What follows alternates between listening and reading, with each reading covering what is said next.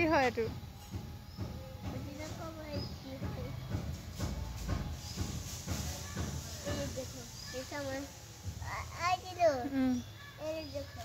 এইটো চোৱা ইমান ধুনীয়া ফুল পিংক কালাৰ ফুল নমু নমু নেকি চুই দিয়া নেকান্দে কোনে কৈছে নমু নমু কান্দে বুলি এইটো কি হয় এইটো কি গছ হয় এইটো এইটো এইটো তলত এইটো কি গছ হা ক'ত পিংক কালাৰ এইটো অঁ গ্ৰীণ কালাৰ অঁ এইটো এইটো কাৰ কুকুৰা মন চোৱা এইটো কাৰ মুৰ্গী এইটো ব্লেক মুৰ্গী